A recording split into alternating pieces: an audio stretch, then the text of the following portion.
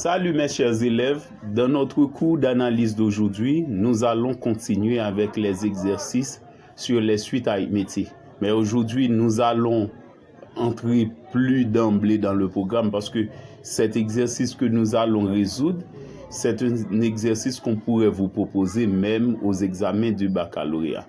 Voici l'exercice. On considère la suite UN définie par U de n plus 1 égale à 3UN moins 2 sur 2UN moins 1, n appartient à n. U0 égale à 0. A. Calculer U1, U2 et U3. B. On construit une suite V de n telle que V de n soit égal à 1 sur UN moins 1. Calculer V0 et V1 et montrer que V de n est une suite arithmétique dont on précisera la raison. C. Exprimer V de n puis UN en fonction de n, en déduire la limite de V de n et celle de UN. D. Calculer la somme suivante, S2 9 égale à V0 plus V1 jusqu'à plus Vn. Ok, donc c'est cet exercice-là que nous allons résoudre. Je vous demande de prêter attention à mes explications parce que je vous ai déjà dit que cet exercice, qu'on pourrait vous proposer un exercice pareil, même, donc c'est un exercice qu'on pourrait vous proposer même au sein des examens du bac. Ok, donc si vous n'êtes pas encore abonné à mon channel YouTube, je vous prie de bien vouloir le faire. C'est Jimmy Dieveil, votre enseignant de mathématiques compétent, engagé et expérimenté. Maintenant, partons avec la résolution. Nous dressons les données. Donc, la première partie de l'exercice concerne la détermination des termes U1, U2 et U3. Nous dressons les données. C'est U de n plus 1 égale à 3 UN moins 2 sur 2 UN moins 1. N appartient à n, U0 égale à 0. Donc, pour avoir U1, comme on l'a bien demandé, on doit attribuer à n la valeur 0 dans la relation de récurrence qu'on donne initialement. Et bien, c'est pourquoi j'attribue à n la valeur 0. Je remplace tous les n par 0. Ça nous donne U de 0 plus 1 égale à 3 U0 moins 2 sur 2 U0 moins 1. Maintenant, on remplace U0 par sa valeur. Ça donne 3 fois 0 moins 2 sur 2 fois 0 moins 1. 3 fois 0 donne 0. On a 0 moins 2 sur 0 moins 1. 0 moins 2 sur 0 moins 1 n'est autre que moins 2 sur moins 1. Moins 2 sur moins 1 n'est autre que 2. Ok, donc en appliquant la règle des signes et en divisant 2 par 1. Ok, maintenant on a le premier terme U1. Et ensuite, pour trouver U2, comme on l'a bien demandé, eh bien on doit attribuer à n dans la relation de récurrence la valeur 1. C'est pourquoi on a pour n égale à 1, U de 1 plus 1 donne 3 U1 moins 2 sur 2 U1 moins 1. On remplace U1 par sa valeur. Ok. Maintenant, la relation devient c'est 3 par 2 moins 2 sur 2 par 2 moins 1. 3 fois 2, ça donne 6. 6 moins 2 donne 4. On a 4 au numéro. 2 par 2 donne 4. 4 moins 1 donne 3. On a 3 au déno. Donc, U de 2 donne 4 tiers. On continue avec U3. Pour avoir U3, eh bien, on attribue à n la valeur 2 dans la relation de récurrence pour trouver U de 3. On a U de 2 plus 1 égale à 3, U de 2 moins 2 sur 2 U de 2 moins 1. Maintenant, U de 2, c'est la valeur 4 tiers. Eh bien, on remplace U de 2 par sa valeur. Donc, U3 donne 3 par 4 tiers moins 2 sur 2 par 4 tiers moins 1. 3 par 4 tiers donne 4. C'est pourquoi on a 4 moins 2 sur 2 par 4 tiers qui donne 8 tiers sur 8 tiers moins 1. Donc on a U3 égale à 4 moins 2 sur 8 tiers moins 1. On fait la réduction. 4 moins 2 donne 2. Et au déno, dans cette partie, on a 8 tiers moins 1. On fait le déno commun partiel. Ça nous donne 8 moins 3 sur 3. On fait 8 moins 3. 8 moins 3 qui donne 5. Donc, on a à présent 2 sur 5 tiers. Donc, c'est ce qu'on écrit au tableau. U2, donne 2 sur 5 tiers. Maintenant, on a une fraction qui se divise par une seconde. On fait la première multipliée par l'inverse de la deuxième. Donc, la deuxième, c'est 5 tiers. Son inverse, c'est 3 cinquièmes. On a 2 par 3 cinquièmes qui donne 6 cinquièmes. Donc, on a U2 égale à 6 cinquièmes. Donc, c'est ainsi qu'on a répondu à la première partie. OK, donc, on devrait calculer U1, U2, U3. Eh bien, on a fait ça. Maintenant, pour la deuxième partie, on nous donne une deuxième suite. C'est V de n qui est égal à 1 sur UN moins 1. OK, maintenant, l'auteur a voulu qu'on calcule V0 et V1. OK, eh bien, ce que je fais, je calcule V0. OK, puisqu'on connaît U0, donc en attribuant à n la valeur 0, on va pouvoir calculer V0 facilement. Donc, c'est V0 égale à 1 sur U0 moins 1. Et par hypothèse, U0 était égal à 0, c'est pourquoi on a 1 sur 0 moins 1. 0 est neutre pour l'addition, eh bien, on a 1 sur moins 1, donc V2 0 donne moins 1.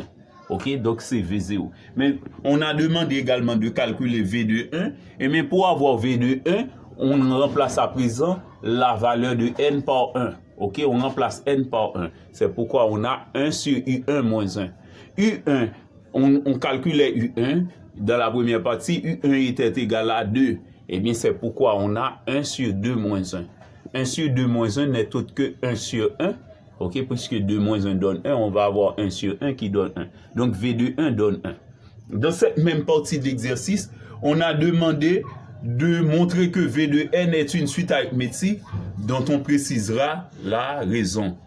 OK, donc, ce qu'on va faire, donc, puisque généralement, pour prouver qu'une suite est une suite arithmétique, en général, il faut prouver que à tout n est donné dans la définition de la suite. Par exemple, cette suite est définie sur n. Il faut prouver que pour tout n entier naturel, pour tout entier naturel n, on va avoir V de n plus 1 moins V de n égale à un réel unique qui est appelé la raison de la suite.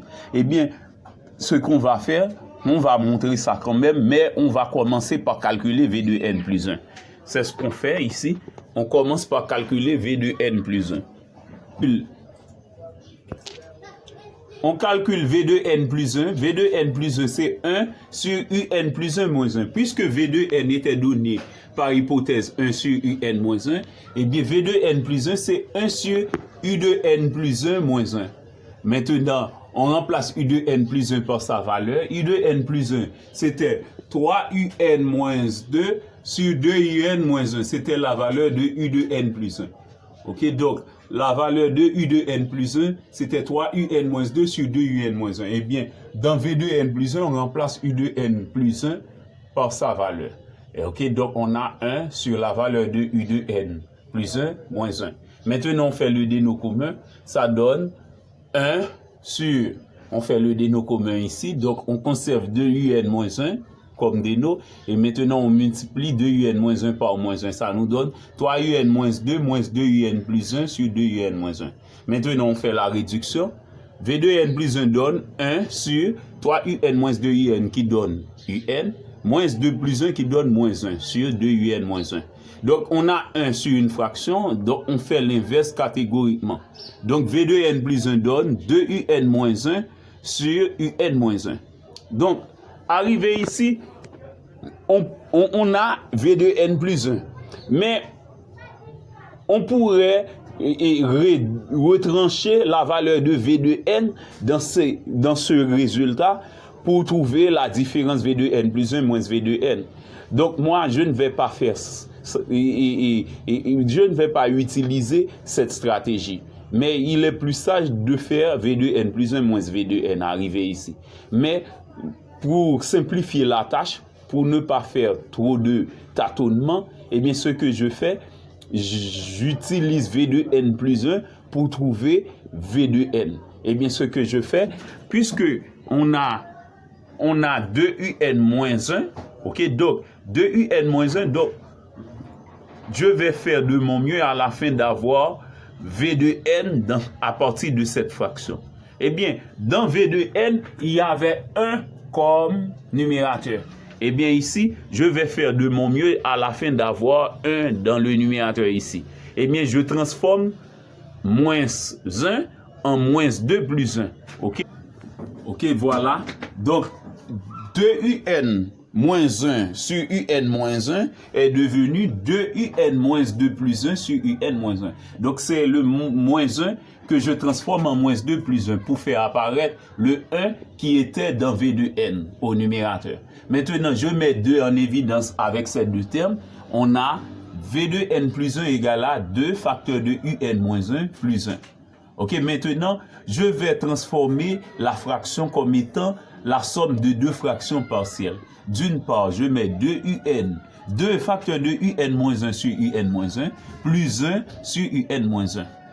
Ok, maintenant, il y a un moins 1 qui est comme rapport avec un différent de 1. Et bien, je simplifie.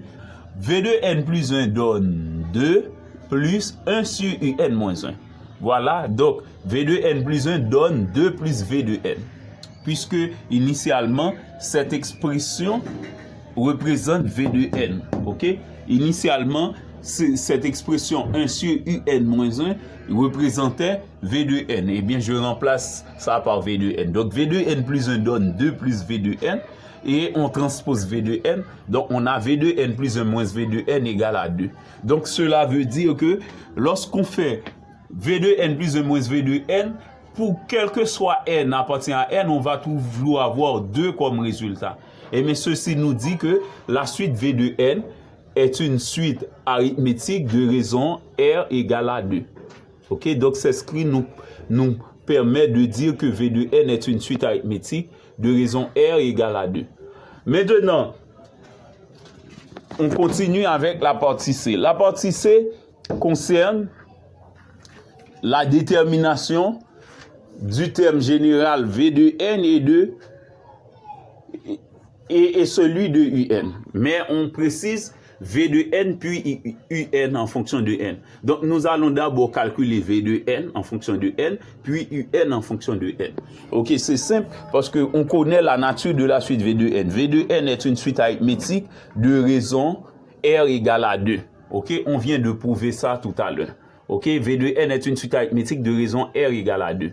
Nous avons appris également que toute suite arithmétique a une relation de récurrence qui concerne deux termes de cette suite et sa raison. De façon générale, on dit V de n égale à V de P plus n moins P fois R.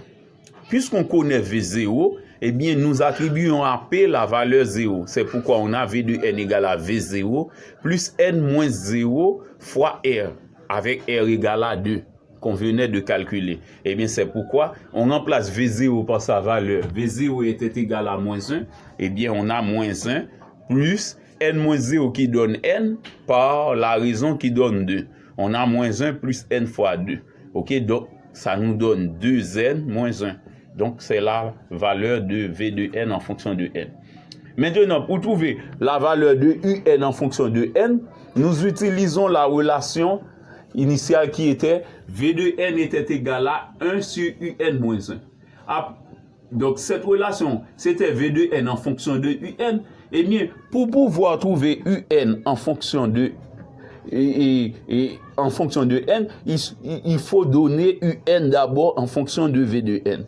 Eh bien, nous utilisons cette relation et nous faisons le produit des extrêmes est égal à celui des moyens. Ça nous donne V de n est égal à V de n par U de n moins 1 est égal à 1. Puisque c'est UN qu'on cherche, maintenant, nous tirons UN moins 1 en bloc. Ça nous donne U de n moins 1 égale à 1 sur V de n. Et à présent, nous transposons moins 1, ça nous donne U de n égale à 1 sur Vn plus 1. Ok, maintenant, nous remplaçons V de n par sa valeur. On a 1 sur 2n moins 1 plus 1. On fait le déno commun. U de n donne 1 plus 2n moins 1 sur 2n moins 1. En faisant le déno commun, on conserve le déno qui est 2n moins 1. On multiplie par 1. Ça donne 2n moins 1, ajouté de 1. C'est pourquoi on a U de n égale à 1 plus 2n moins 1 sur 2n moins 1. Maintenant, on fait la réduction. U de n donne 2n sur 2n moins 1. Dans cette même partie d'exercice, de l'exercice, on a demandé également d'en déduire la limite de V de n et celle de UN. OK? En déduire la limite de V de n et celle de UN. Eh bien, puisque la suite V de n est une suite arithmétique, qui est de la forme AN plus B, c'est simple pour trouver sa limite. La limite de V de n, puisque c'est une... Et ça se représente sous la forme d'une fonction polynôme, on prend le terme le plus haut degré. Okay? Donc, on prend la limite de 2n en plus l'infini, la limite du terme le plus haut degré. Okay? La limite de 2n en plus l'infini, c'est 2 fois plus l'infini. Ok, donc 2 fois plus l'infini qui donne plus l'infini. Donc la limite de V de n en plus l'infini donne plus l'infini. Maintenant, pour la limite de UN, ok, donc la suite UN se présente comme une fonction rationnelle. C'est la limite d'un rapport de deux polynômes. C'est une fonction rationnelle. Et bien, on prend le plus haut degré du numé sur le plus haut degré du dénote. Donc, c'est la limite de 2n sur 2n. Puisque 2n sur 2n, c'est encore le même terme, eh bien, le rapport donne 1 avec n différent de 0. Donc, si n tend vers plus l'infini, c'est sûr que n va être différent de 0.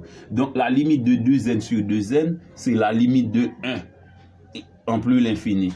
Et nous avons appris que la limite d'une constante est égale à cette constante. C'est pourquoi la limite de UN en plus l'infini donne 1. Ok, donc on a trouvé ce résultat. Ok, donc c'est ainsi qu'on prouve que la limite de V de n donne plus l'infini et la limite de UN en plus l'infini donne 1. Ok, la limite de V de n donne plus l'infini, la limite de UN donne 1. Ok, maintenant, c'est la dernière partie que nous allons aborder. La dernière partie concerne la somme et des termes de la suite V de n, qui est une suite arithmétique.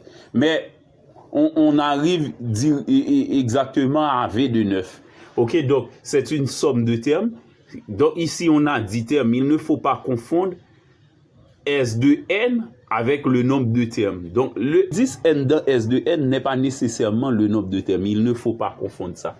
Donc, pour V0, on a S0. Pour V1, jusqu'à V1, on va avoir S de 1. Jusqu'à V2, on va avoir S de 2. Et bien, jusqu'à V9, on va avoir S de 9. OK? Donc, S de 9, puisqu'il s'agit d'une suite arithmétique, pour calculer S de 9, il suffit d'appliquer cette propriété. Donc, nous avons appris, pour calculer la somme des termes d'une suite arithmétique, il faut prendre le premier terme, plus le dernier terme, multiplié par le nombre de termes divisé par 2. Le premier terme, c'est V0, le dernier, c'est V de 9. De 0 à 9, on a 10 termes, et bien c'est pourquoi on a S de 9 égale à V0 plus V de 9 par 10 sur 2. Maintenant, on ignore V de 9 puisqu'on n'avait pas V de 9 dans les données. Ok, ni dans les démarches. Eh bien, nous allons prendre le soin de trouver V de 9. Nous remplaçons 9, n par 9 dans V de n. Ok, nous avons calculé V de n en fonction de n. Et bien, pour trouver V de 9, il suffit de prendre V de... Donc, il suffit de remplacer n par 9 dans V de n. Eh bien, c'est ce que l'on fait. On calcule V de 9, on fait ces 2 par 9 moins 1. 2 fois 9 donne 18, 18 moins 1, ça donne 17. Et l'on revient à la relation. S de 9 donne V0. On calculait V0 tout à l'heure. V0 donnait moins 1. Ok, voici V0. V0 donnait moins 1. Eh bien, on remplace V0 par sa valeur qui est moins 1. Plus la valeur de V2 9 qui est 17, multiplié par le nombre de termes qui est 10 sur 2. On fait moins 1 plus 17, ça donne 16. Et 16 par 10 sur 2. Si on divise 16 par 2 d'abord, ça donne 8. Et on a 8 par 10. Donc, S de 9 donne 80. C'est tout pour aujourd'hui. Donc, si vous avez des suggestions à me faire ou des conseils à me prodiguer ou des supports de matériel ou financier, je les attends tous. Merci et bonne journée.